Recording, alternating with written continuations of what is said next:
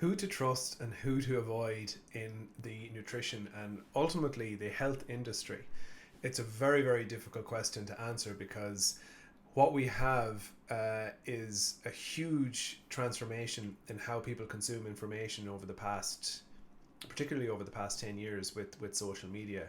Um, where we would have had our major challenges 10, 15 years ago was magazines and papers and maybe to a lesser extent blogs. But now with social media, everybody has a voice, and anybody who eats will generally have an opinion about food. So I have to say it's not something that I would have felt particularly strongly about um, until actually quite recently. And one of the reasons why I haven't felt so strongly about it is because I generally I'm in a little bit of a bubble when it comes to whose opinions I listened to when it comes to nutrition. I get the majority of my information from academic journals, listening to podcasts from people who I know are qualified and who have an excellent level of expertise in nutrition. And I guess the people who I would follow even online, I know that their information is quite credible. But I suppose over the last 6 months or a year, the net has widened where I've got my information, and I've heard some really, really, really poor inaccuracies around nutrition. And I decided, because I'm regularly asked, where do I learn my nutrition information from? How do I keep up to date? And who do I think are good people to listen to for nutrition information? And there are lots. There are lots of really, really good nutrition practitioners, dietitians, and certainly even I have seen some personal trainers who are on the money when it comes to nutrition, and strength and conditioning specialists and experts who have really good nutrition understanding too. But if you want to be really, I don't, maybe safe is the right word. If you want to be really sure that the information you're getting is accurate, then there's a couple of things that you do need to look out for. Qualifications is where it has to begin and end. And first of all, a bachelor's degree in nutrition, dietetics, masters in nutrition and dietetics, and then obviously PhDs or people who research nutrition often have a good level of nutrition understanding.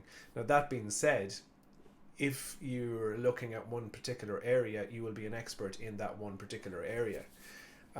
So if I take me, for example, my main expertise when it comes to nutrition is in sports nutrition, without question.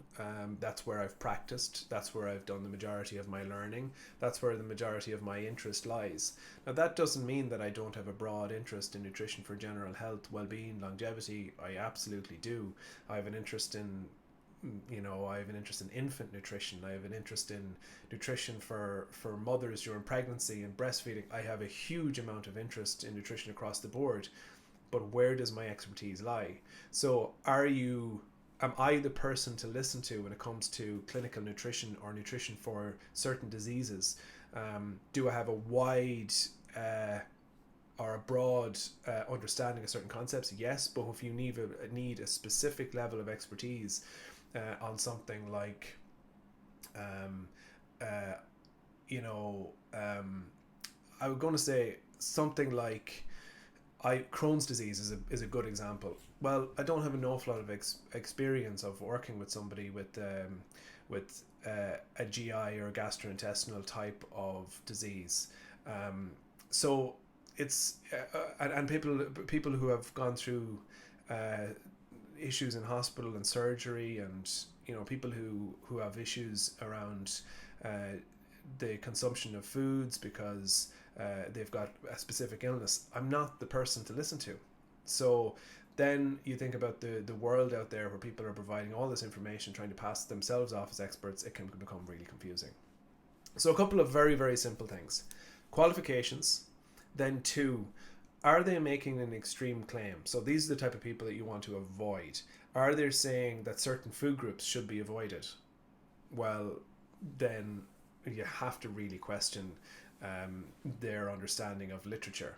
Anybody who tells you that you shouldn't be eating fruit, for example, you got to really go, hold on a second now, that does not sound right. Eliminating certain vegetables or going from one extreme to another.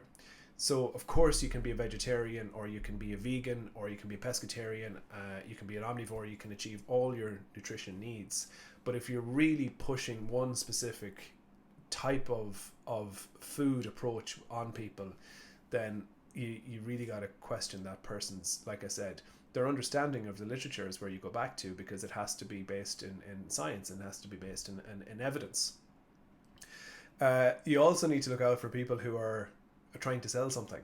You know, are the people associated, or is that person associated with the brand, and is that affecting their opinion and how they share information, because they're getting paid for it? That's obviously things that you need to look out for.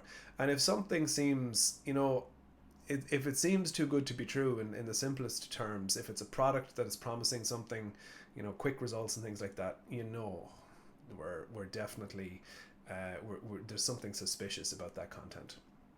The sad reality of human nature is that we like to have quick results for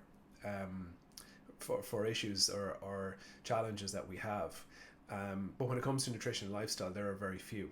You know, there really aren't. But we are drawn to people who share ideas and strategies that may seem extreme but get results in the short term, whereas that just does not.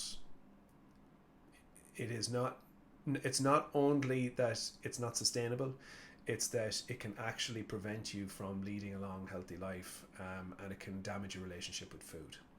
So the article covers, there's lots of really good resources down below, and there are some great people out there. And it's not, you know, this list is this is just a sample, and some of the people that I know in the industry. There are lots more out there who are brilliant practitioners and really know their stuff. But this is certainly a short list or a sample of the type of people out there that you can go for trusted information. And then if you want to get into a little bit more of the science, we've included lots of the journals that we would regularly look to for up to date nutrition information and results in science. I hope you found that helpful.